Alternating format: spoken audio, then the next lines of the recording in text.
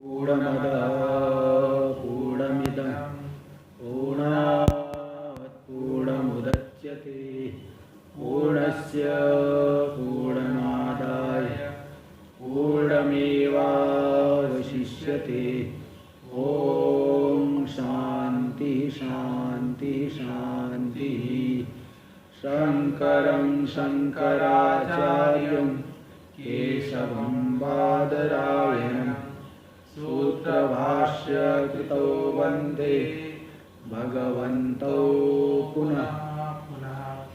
ईश्वरो गुरुरात्मेति मूर्तिभेदविभागिने व्योमवद्व्याप्तदेहाय दक्षिणामूर्तये नमः।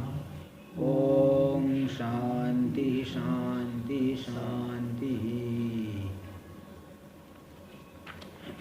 चलिए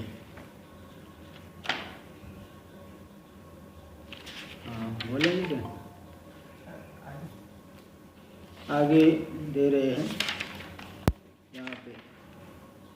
तो ये बताए कल की बाह्य दृष्टि का फल क्या है। बाह्य दृष्टि का फल है संसार की प्राप्ति। कर्म करेंगे भोग की प्राप्ति के लिए और फिर वासनाओं से फिर दोबारा कर्म करेंगे भोग करके। इस तरह से कर्म और भोग के चक्र में पड़ते रहते हैं, जन्म से जन्म बारंबार जन्म लेते हैं। और जब अनादिकालीन संचित जो पुण्य है फल देने के लिए उद्भूत हुआ, तब जो है कोई करुणानिधि आचार्य की सन्निधि पा करके उनसे उपदेश की प्राप्ति करके पंचकोश का विवेक करके परा सुख की प्राप्ति कर लेते, मोक्ष रूपी सुख का अनुभव करते हैं जीव। तो ये पांच कोश कौन है तो बता दिए। पहले नाम दे दिया अन्नम प्राणो मनो बुद्धिर आनंदस्य। अन्नमय प्राणमय मनोमय विज्ञानमय आनंदमय ये दे दिए।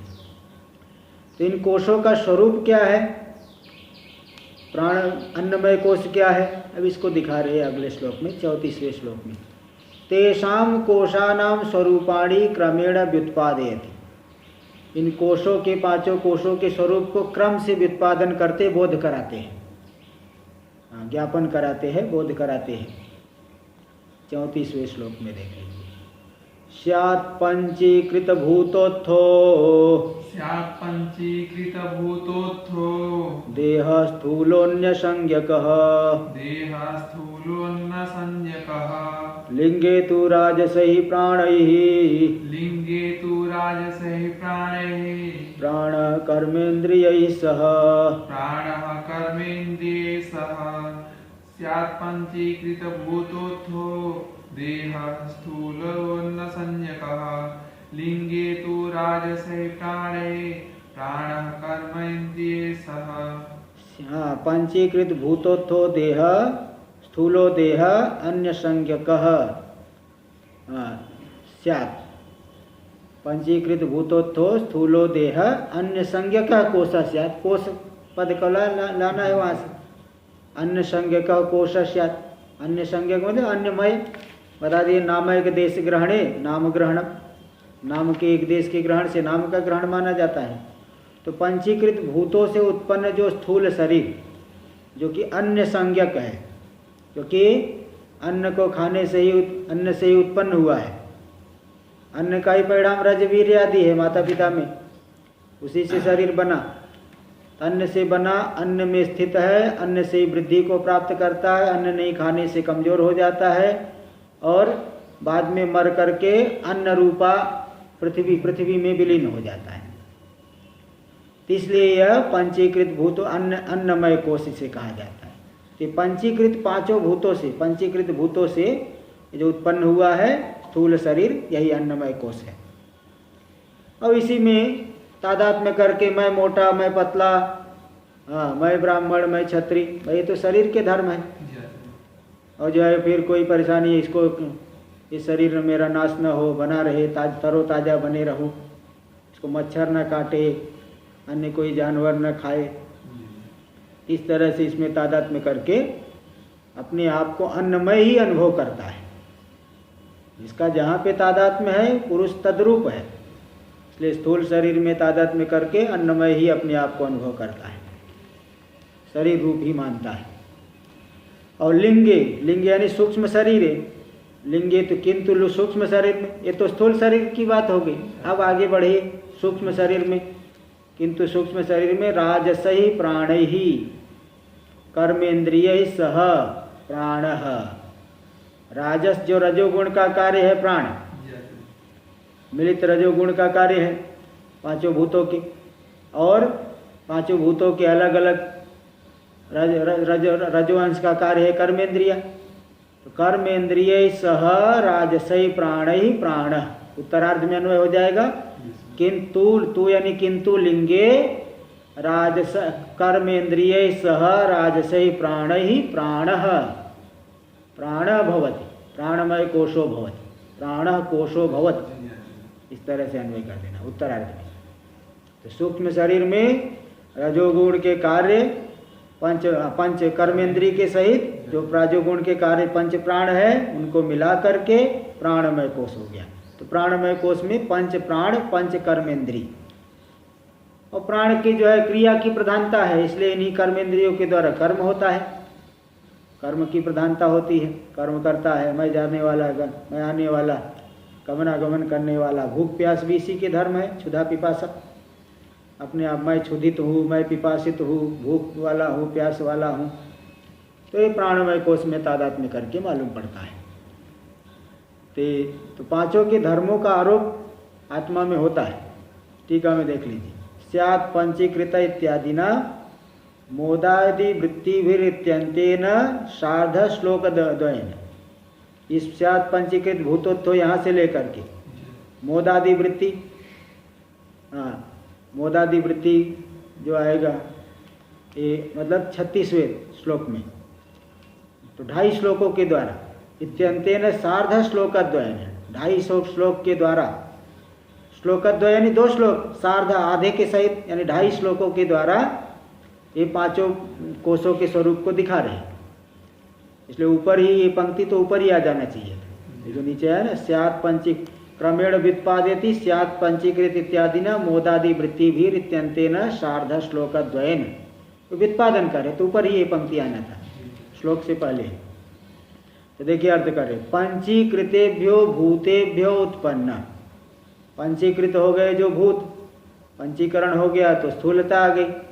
ऐसे पांचों भूतों से जो उत्पन्न होता है, कौन? स्थूलो देहो, स्थूल देह, जिसको अन्न संज्ञा, क्या मतलब अन्नमय कोश, अन्नमय शब्दितः कोश स्यात्, अन्नमय शब्द के द्वारा कहा जाने वाला यही ये कोश है, अन्नमय कोश हो गया स्थूल शरीर।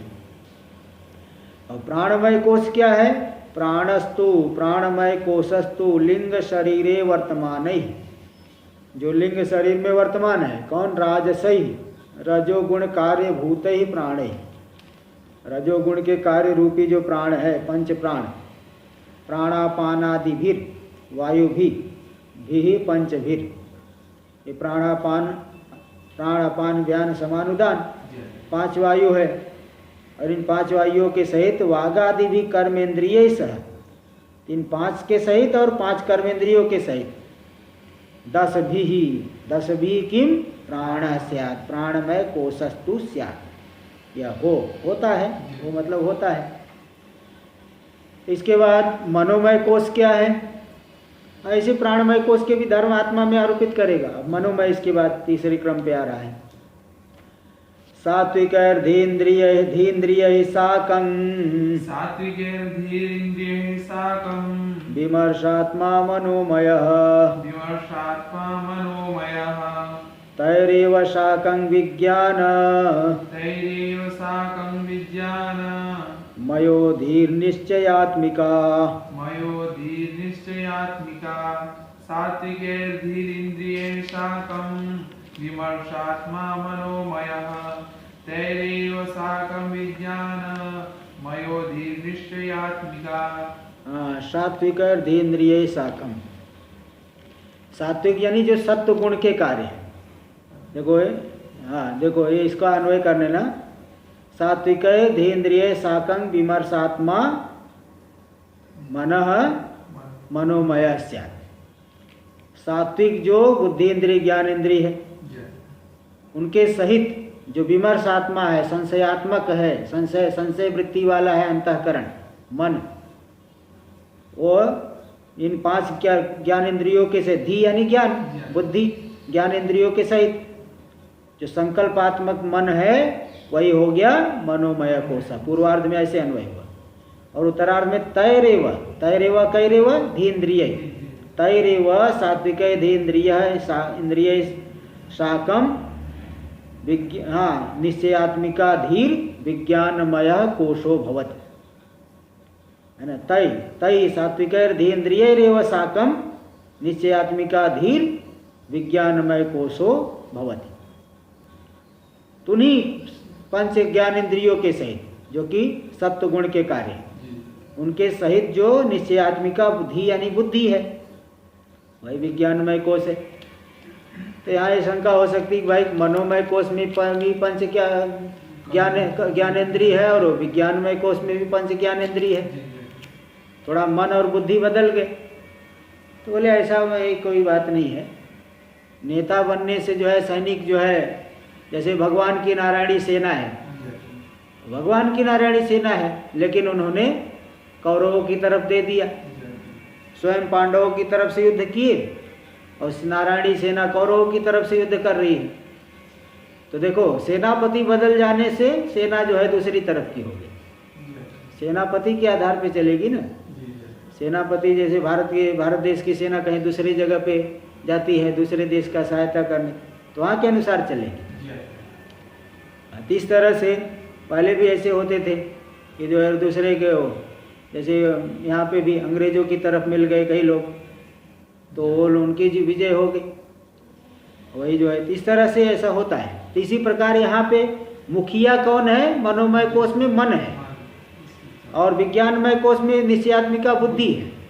और भले जो है वो गौण रूप से गौण इंद्रिया तो गौण है, प्रधान है, तो इसका जो है प्रधान के बदलने से मुख्य जो है मन और बुद्धि है उनके अनुसार जो है उनका अलग अलग कार्य हो गया। तो उन्हीं ज्ञान इंद्रियों के द्वारा विषय को ग्रहण करके मन संकल्प करेगा, बुद्धि निश्चय करेगी। तो मन का कार्य है 5 इंद्रियों के द्वारा जो विषय का ज्ञान हुआ उनका संकल्प विकल्प करना, अच्छा है कि नहीं है, अच्छा है, और बुद्धि निश्चय करेगी। तो उन्हीं 5 कर्म ज्ञान इंद्रियों के सहित मन हो गया मनोमय कोश और उन्हीं 5 ज्ञान इंद्रियों के सहित बुद्धि हो गई निश्चयात्मिका बुद्धि हो गई विज्ञानमय कोश। दोनों में इतना ही अंतर है। टीका में देख लीजिए। विमर्शात्मा संशयात्मकम, विमर्शात्मा का अर्थ इसके पूर्व में 20वें नंबर के श्लोक में कर चुके हैं। वहाँ पर बता दिए थे कि विमर्शात्मा मनोविमर्श रूपम स्यात्। विमर्श रूपम विमर्श यानी संशयात्मिका वृत्ति, सा स्वरूपम यस्य तत्तथा, संशयात्मक वृत्ति वाली। तो वही बता रहे विमर्शात्मा यानी संशयात्मकम पंचभूत सत्व कार्यम यत मन, 5 भूतों का मिलित जो सात्विक अंश है उसका कार्य जो मन है, जो कि संशयात्मक वृत्ति वाला है, संशय वृत्ति वाला है, वह जो मन है।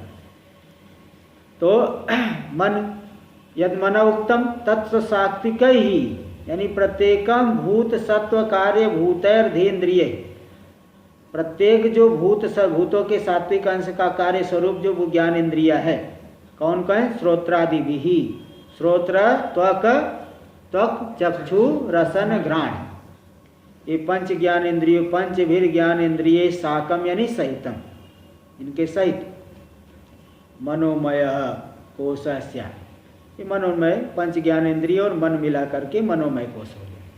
ये तीसरे क्रम पे आ गया। इति पूर्वेण संबंध, पूर्व के साथ इसका संबंध कर लेना। देखो ये 2 नंबर टिप्पणी में दी ज्ञानेन्द्रियाणाम मनोमय विज्ञानमय कोशद्वयेपि सन्निवेशस्तु तेषामपि संशय निश्चय उभयविध वृत्ति दृष्टेरिव इति भाव। जो ज्ञान इंद्रिय है मनोमय विज्ञानमय दोनों कोशों में सन्निवेश तो क्यों किया गया, क्योंकि दोनों उन सभी में संशय निश्चय दोनों प्रकार की वृत्ति देखी गई।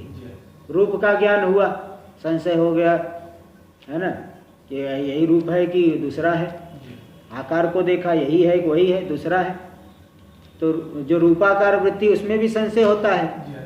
शब्दाकार वृत्ति हुई तो उसमें भी संशय होता है, गंधाकार वृत्ति में भी संशय होता है, रसाकार वृत्ति में भी संशय होता है, और स्पर्शाकार वृत्ति में भी संशय होता है, और इन्हीं पांचों में निश्चय भी होता है। इसलिए तो इन पांचों ज्ञानेंद्रियों के द्वारा दोनों प्रकार की वृत्ति देखी गई, इसलिए इन पांचों ज्ञानेंद्रियों को दोनों ही कोशों में सन्निवेश किया गया है। तो इसी बात को दिखाते हैं। आगे देखिए टीका में, निश्चयात्मिका धीश, बुद्धि है निश्चयात्मिका, निश्चय स्वरूप वाली, निश्चय करने के स्वभाव वाली। तेषामेव सत्व कार्य रूपा, उन्हीं पांचों भूतों के सात्विक अंश का कार्य है बुद्धि। तो तैरेव पूर्वोक्त ज्ञानेन्द्रिय साकम, उन्हीं पूर्वोक्त ज्ञानेन्द्रियों के साथ मिल करके सहिता सती, सहित होकर के विज्ञानमय यानी विज्ञानमयाख्य कोश स्यात्, विज्ञानमय संज्ञक कोश हो जाता है। इस तरह से विज्ञानमय कोश हो गया। अब आगे आनंदमय कोश, तो 4 कोश तो बता दिए, 5वां आनंदमय कोश को भी देख लीजिए। 36वां श्लोक पूर्वार्ध में बता देंगे आनंदमय कोश। कारणे सत्वमानंद, कारणे सत्वमानंद, मयो मोदादि वृत्तिभिः, मयो मोदादि वृत्तिभिः, तत्तत्कोशैस्तु तादात्म्या, तत्तत्कोशैस्तु तादात्म्या, दात्मा तत्तन्मयो भवेत्, दात्मा तत्तन्मयो भवेत्। कारणे सत्वमानंद, मयो मोदादि वृत्तिभिः, तत्तत्कोशेस्तु तादात्म्या, दात्मा तत्तन्मयो भवेत्। कारण यानी अविद्याया, कारण है अविद्या, उसमें सत्वम, उसमें जो मलिन सत्व है अविद्या में, तो इसका अन्वय कारणे मोदादि वृत्ति भी सह सत्वम आनंदमयो कोश स्यात्, कोश स्यात् का अध्ययन कर दीजिए। और उत्तरार्ध में अन्वय होगा तत्तत् कोशस्तु तादात्म्यात् आत्मा तत्तद्मयो भवेत्। ये तो तू यानी किंतु तत्तत् कोशै तादात्म्यात्, तत् आत्मा, आत्मा तत्तत् कोशस्तु तादात्म्यात् तत्तद्मयो भवेत्। आत्मा को पहले कर दीजिए, करता है, तो ये अर्थ हो गया कि कारण जो अविद्या है उसमें जो मलिन सत्व है वही मोदादि, प्रिय मोद और प्रमोद, ये जो 3 वृत्तियां हैं, तो प्रिय मोद और प्रमोद इन 3 वृत्तियों को मिला करके वही मलिन सत्व जो अविद्यानिष्ठ है वही हो गया आनंदमय कोश। तो जब विषय के दर्शन से प्रिय, विषय का दर्शन, इष्ट विषय का दर्शन हुआ तो प्रिय, प्रियाकार, प्रिय संज्ञक वृत्ति होती है। और इष्ट की प्राप्ति हो गई तो मोद, अधिक हर्ष हो गया मोद, और उसका हम भोग करेंगे, खाएंगे, अनुभव करेंगे, तो उससे क्या हो गया प्रमोद। देखिए ये जो वृत्तियां है मोद, प्रिय, मोद, प्रमोद, बिना विषय के नहीं होते। फिर गारी निद्रा में आनंदमय कोश ऐसा क्यों बताया जाता है? कारण ये है कि यद्यपि ये जागृत में ही है, किंतु जागृत में नाना प्रकार के विक्षेप है ना, इसलिए स्पष्ट रूप से नहीं मालूम पड़ रहा है। लेकिन ये जो प्रिय मोद प्रमोद वृत्तियां है ये तो विषय रहेगा तभी तो बनेगी। गारी निद्रा में तो विषय है नहीं, तो वहाँ प्रिय मोद प्रमोद वृत्ति कैसे बनेगी? तो वहाँ भले प्रिय मोद प्रमोद वृत्ति नहीं है, किंतु जागृत काल में अनुभव किया है ना, उसका संस्कार है अज्ञान में। अंतःकरण में गया, अंतःकरण अज्ञान का कार्य है, अज्ञान में गया तो अज्ञान में भी संस्कार उसका है, इसलिए उस संस्कार के माध्यम से वहाँ भी मालूम पड़ता है। हाँ, इनको दे दीजिए। चलिए, तो हाँ, तो इसलिए वहाँ पे उसका वासनाएं तो रहती है ना, वासनाएं थोड़ी मिट जाएगी, वासनाएं उसके संस्कार रहते हैं, इसलिए वहाँ अविद्या वृत्ति से सुसुप्ति में भी मालूम पड़ता है। अब फिर सुसुप्ति में तो बोलते हैं वो तो स्वरूप सुख है। भाई स्वरूप सुख तो हर एक वृत्ति में स्वरूप सुख ही प्रतिफलित होता है, वृत्ति तो जड़ है, वृत्ति में कहाँ सुख है? वृत्ति जो है सुखाकार वृत्ति बनी तो हमारा विक्षेप हट गया, जो कामना है दब गई। जैसे भोजन कर लिए, भूख लगी थी, बहुत चंचल हो रहे थे, अब भोजन कर लिए पेट भर के, तो जब तक भूख दोबारा नहीं लगेगी तब तक व्यक्ति शांत रहेगा। पेट पूरी तरह से भरा हुआ है तो कितना भी अच्छा भोजन आए वो उधर नहीं देखेगा, और जैसे ही हमारे अंदर भूख उत्पन्न हो गई फिर व्यक्ति जो है ढूंढने लगे, मिल जाए मिल जाए मिल जाए, इससे दुखी होता है। इसलिए जितनी जो है कामना बढ़ती जाती, इच्छा बढ़ती जाती है, व्यक्ति उतना ही दुखी होता है।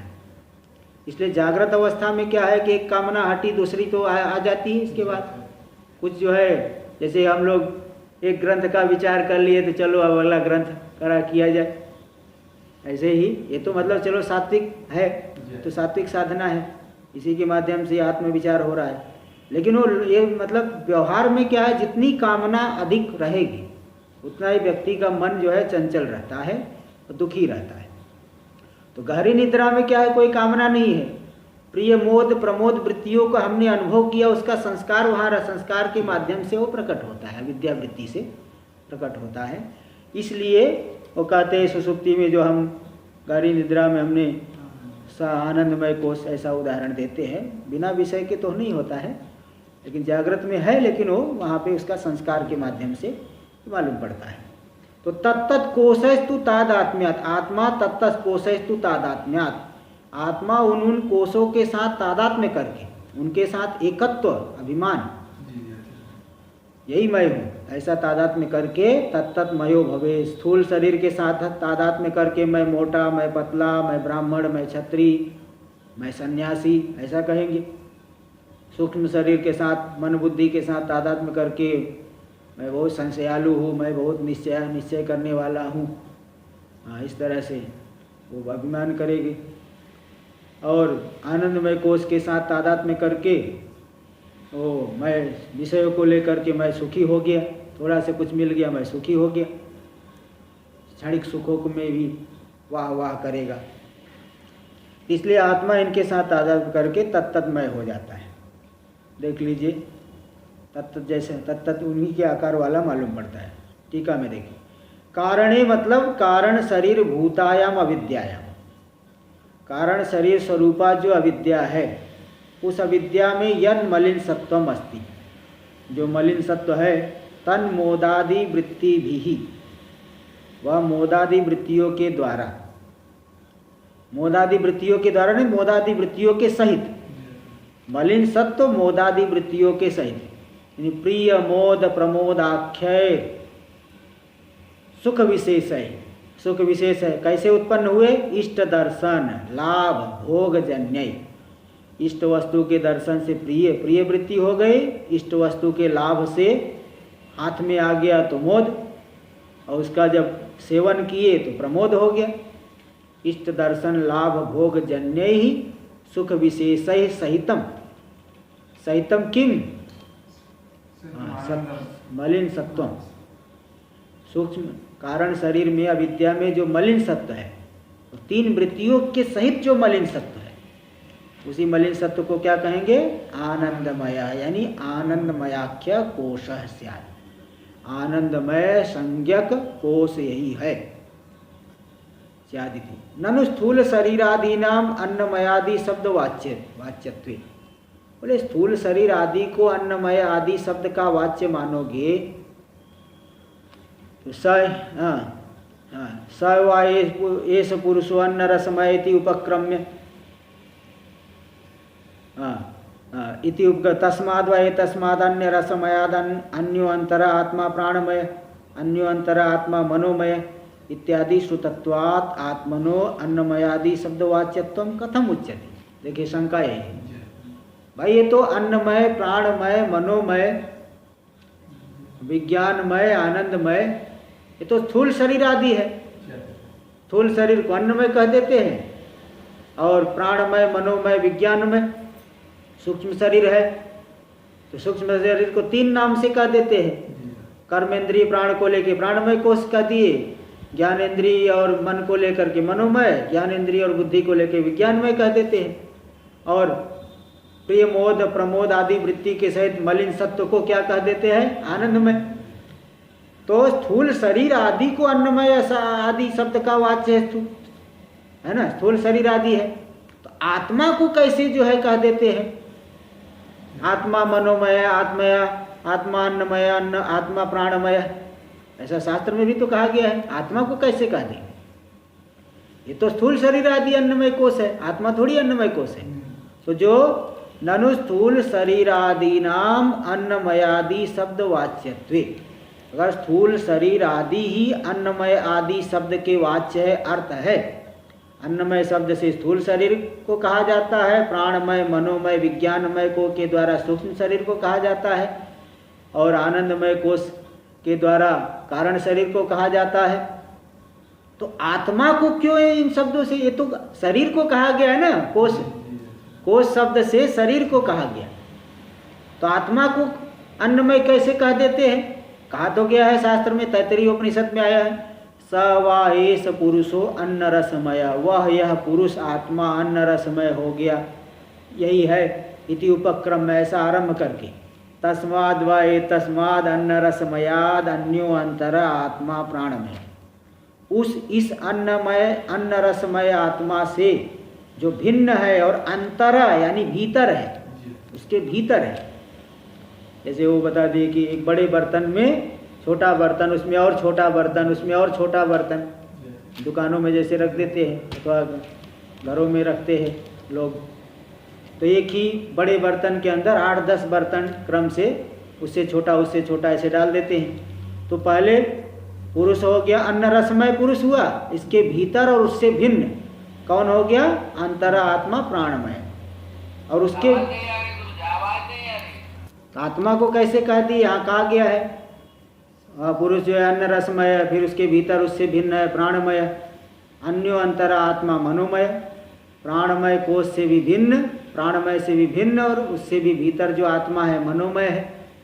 इत्यादि श्रुतत्वात्, इन श्रुतियों में आत्मा को ही अन्नमय, प्राणमय, मनोमय कहा गया है। आप तो स्थूल शरीर को कह रहे हो, तो श्रुतत्वात् आत्मनो अन्नमयादि शब्द वाच्यत्वं कथम उच्यते।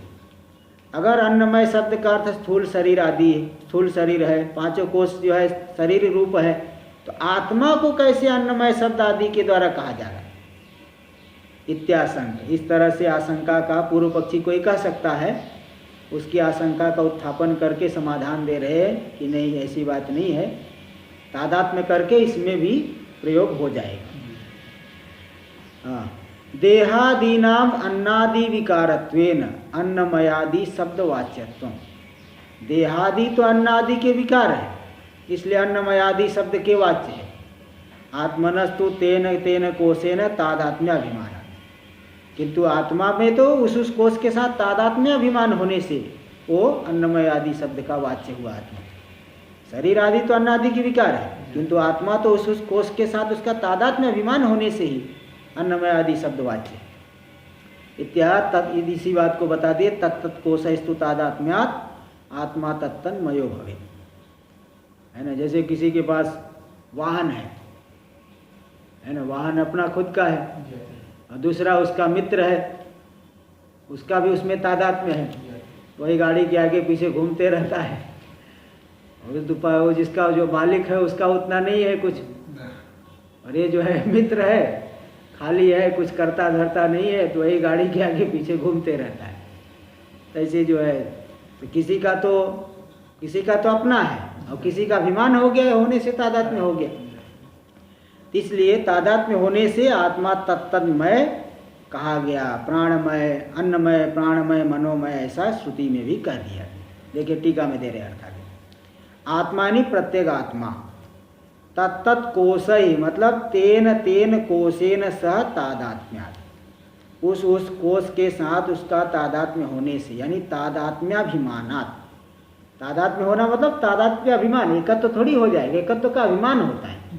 जैसे शरीर में क्या है, तादात्म्य है मतलब एकत्व का अभिमान, यही मैं हूँ, ऐसा अभिमान। इसलिए तत्तन्मय तत्त कोशमय स्यात्, तत्तन्मय हो गया मतलब तत्त कोशमय हो गया आत्मा। व्यवहार काले अन्नमयादि कोश प्राधान्यात्, अन्नमयादि शब्द वाच्य। व्यवहार काल में आत्मा अन्नमय आदि कोश की प्रधानता होने से अन्नमय आदि शब्द का वाच्य हो गया आत्मा। इन्हीं की प्रधानता है, व्यवहार में तो कोशों की प्रधानता है। व्यवहार में, लौकिक व्यवहार में थोड़ी शुद्ध आत्मा को लेके व्यवहार करें, व्यवहार में तो इन्हीं की प्रधानता है, इसलिए अन्नमय आदि शब्द वाच्य। भाई कहाँ जा रहे हो, तो कहाँ जा रहे हैं, तो क्या शुद्ध आत्मा को बोल रहा है, कहाँ जा रहे हैं, भाई शरीर को बोल रहे हैं। देखिए व्यवहार जो होता है ना, भाष्य में भी भगवान भाष्यकार ने वहाँ ब्रह्मसूत्र में बता दिए कि सत्यानृत्य मिथुनी कृत्य, सत्य और झूठ को मिला करके व्यवहार होता है ना। अब जैसे कि मैं हरिद्वार जा रहा हूँ, मैं हरिद्वार कौन जा रहा है? आत्मा जा रहा है क्या? और केवल शरीर जाएगा क्या? बिना चेतन के प्रतिफलन के उसमें चेतनता ही नहीं रहेगी, इसलिए केवल शरीर भी नहीं जा सकता, केवल शुद्ध आत्मा भी नहीं जा सकता। इसलिए मिला करके, शरीर आदि के साथ मिला करके वो व्यवहार होता है। तो सत्यानृत्य मिथुनी कृत्य, जैसे मैं ब्राह्मण हूँ, मैं सन्यासी हूँ, ऐसे कहेंगे। तब देखो कौन सन्यासी? शुद्ध आत्मा में क्या सन्यासित्व है?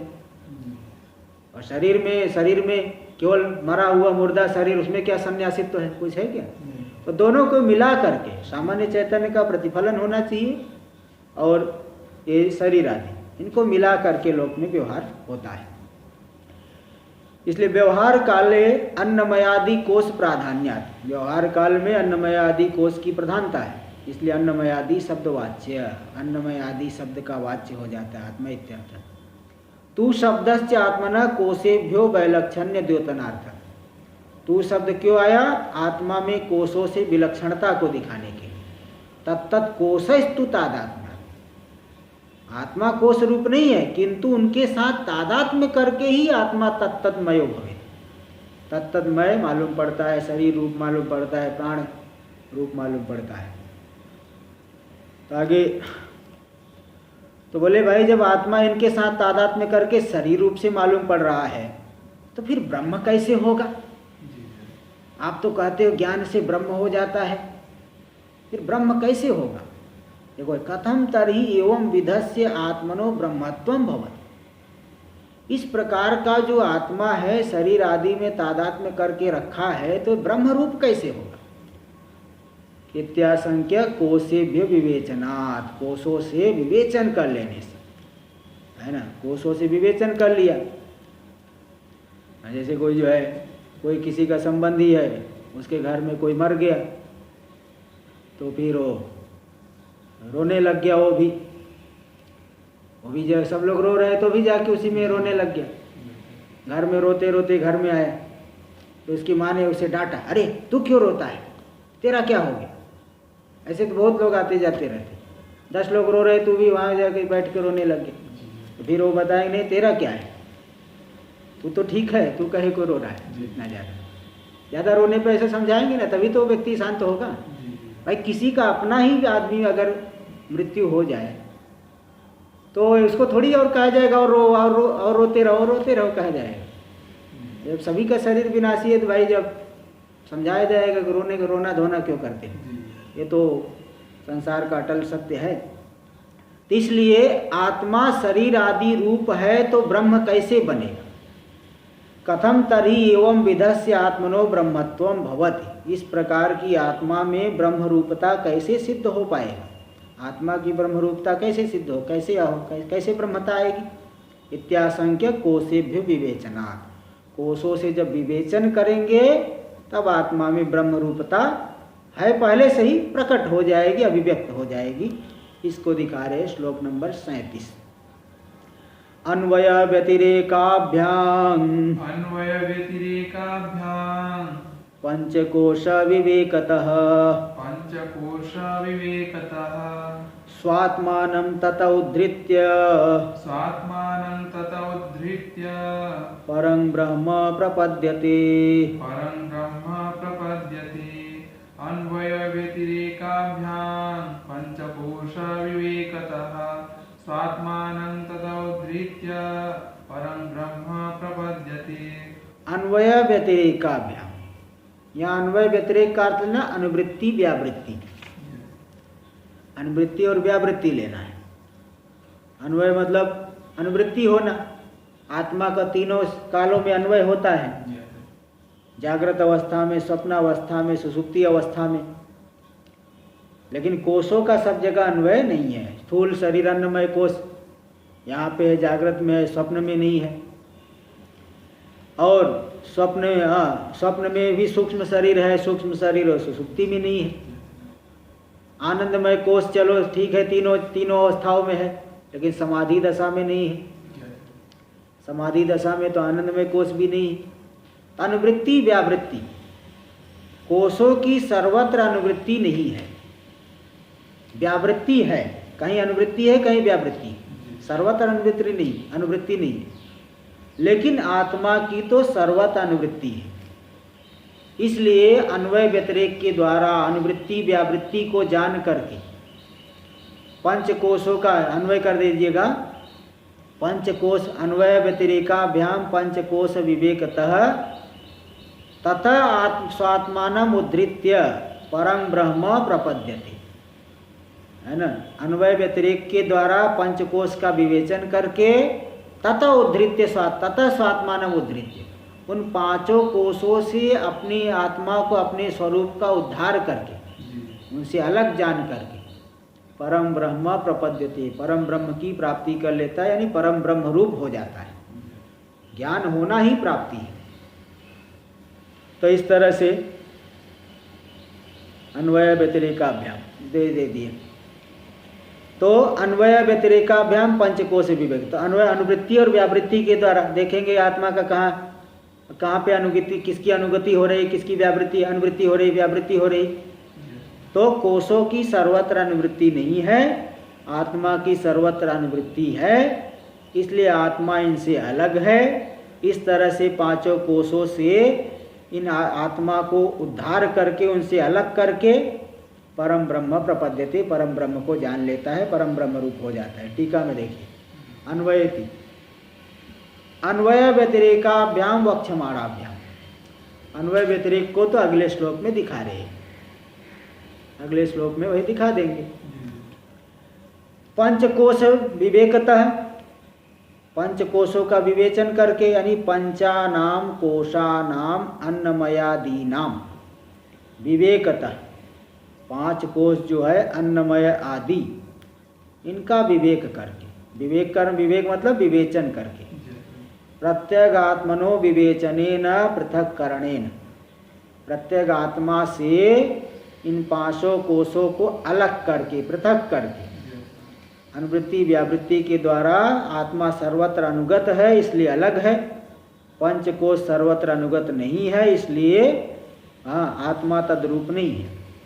इस तरह से विवेचन करके, यद्वा अथवा एक दूसरे प्रकार से अर्थ कर रहे, पंचकोशेभ्यो अन्नमयादिभ्य आत्मनः पृथक करणेन, पांचों कोश जो अन्नमय आदि है इनसे आत्मा को अलग करके, स्वात्मानं में प्रत्यगात्मानं ततस्तेभ्य कोशेभ्य उद्धृत्य, प्रत्येक आत्मा को उन कोशे से उद्धार करके, अलग करके, उद्धृत यानी बुद्ध्वा निष्कृष्य, उनको अलग जान करके वहाँ से निकाल करके, निकालना क्या है, चिदानंद स्वरूपम निश्चित्य, आत्मा को चिदानंद स्वरूप निश्चय करके, तो परम ब्रह्म यानी पूर्वोक्त लक्षण सच्चिदानंद लक्षण वाला जो ब्रह्म है, प्रपद्यते यानी प्राप्नोति, प्राप्त होता है मतलब कर लेता, मतलब ब्रह्मयो भवति इत्यर्थ, ब्रह्म को जानने वाला ब्रह्म रूप हो जाता ही प्राप्ति है, अन्य प्रकार की प्राप्ति नहीं समझना।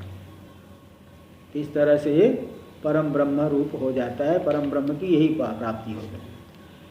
इदानीं विवक्षिता अन्वय व्यतिरेको दर्शयति, जो विवक्षित है वक्तुमिष्ट अन्वय और व्यतिरेक, उस अन्वय और व्यतिरेक को दिखाते हैं 38वें श्लोक में। अनुवृत्ति व्यावृत्ति बता दिए, प्रतीति होना नहीं प्रतीति होना। श्लोक नंबर 38, अभाने स्थूल देहस्य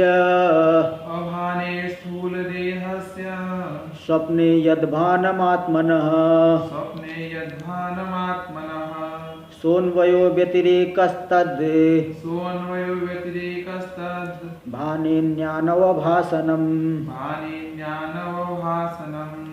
अभाने स्थूलदेहस्य स्वप्ने यद्भानमात्मनः सोऽन्वय व्यतिरेकस्तद् भानेन्यानवभासनम्। अभाने स्थूल देहस्य, स्थूल देह का भान नहीं होने, अन्वय ऐसे करिए, स्वप्ने स्थूल देहस्य अभाने आत्मना यद भानम सो अन्वय, ऐसा अन्वय एक पंक्ति बनी, फिर से बता देता, स्वप्ने स्थूल देहस्य अभाने आत्मना यद भानम सो अन्वयो। और दूसरी पंक्ति बनाना, तद भाने अन्यानवभासनम व्यतिरेक, ये दूसरी पंक्ति हो गई। अन्वय क्या हो गया, स्वप्ने स्थूल देह से अभाने, स्वप्नावस्था में स्थूल देह का भान नहीं होने। स्वप्नावस्था में चले गए, दूसरा ही शरीर दिख रहा है, ये नहीं दिख रहा है। तो स्थूल देह का, क्योंकि ये शरीर तो यही पड़ा है, दूसरा वो शरीर हम देख रहे हो कहीं दूसरी जगह गए हुए हैं, ऐसा लग रहा। तो स्वप्नावस्था में स्थूल देह का भान नहीं होने पर भी जो आत्मा का भान होना, मैं स्वप्न में भी हूँ, जागने पे बोले मैं स्वप्न में भी था, यही हो गया अन्वय यानी अनुवृत्ति। यही अनुवृत्ति हो गई ना, अनुवृत्ति अन्वय है कि स्थूल शरीर की अनुवृत्ति वहाँ नहीं हो रही, लेकिन आत्मा की अनुवृत्ति वहाँ है। और व्यतिरेक क्या है? तद भाने अन्यानो भाषणम व्यतिरेक। आत्मा का भान होने पर स्थूल शरीर का भान नहीं होना स्वप्न में, सुषुप्ति में। स्वप्न में ही ले लीजिए स्थूल शरीर का, तो वहीं से काम चल जाएगा। तो ये व्यतिरेक हो गया। देखो, आत्मा का भान होने पर स्थूल शरीर का भान नहीं, स्थूल शरीर का भान नहीं होने पर आत्मा का भान होना। अब उल्टा कर दीजिए, आत्मा का भान होने पर स्थूल शरीर का भान नहीं होना।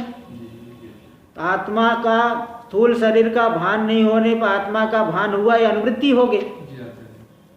और उसका आत्मा का भान होने पर स्थूल शरीर का भान नहीं होना, ये व्यावृत्ति हो, व्यतिरेक हो गया, ये व्यावृत्ति हो गई, है ना। तो स्थूल शरीर की तो व्यावृत्ति हुई और आत्मा की क्या हुई? अनुवृत्ति हुई, अनुवृत्ति हो गई। इस तरह से यही है अन्वय व्यतिरेक। अन्वय व्यतिरेक, अनुवृत्ति व्यावृत्ति, ये अन्वय व्यतिरेक है। आगे हम लोग कल करेंगे। ओम पूर्णमदः पूर्णमिदं पूर्णात् पूर्णमुदच्यते पूर्णस्य पूर्णमादाय पूर्णमेवावशिष्यते। ओम शांति शांति शांति। शंकरं शंकराचार्यं केशवं बादरायणं सूत्रभाष्य कृतौ वंदे भगवन्तौ पुनः पुनः। ईश्वरो गुरुरात्मेति मूर्तिभेद विभागिने व्योमवद् व्याप्त देहाय दक्षिणामूर्तये नमः। ओम शांति शांति शांति।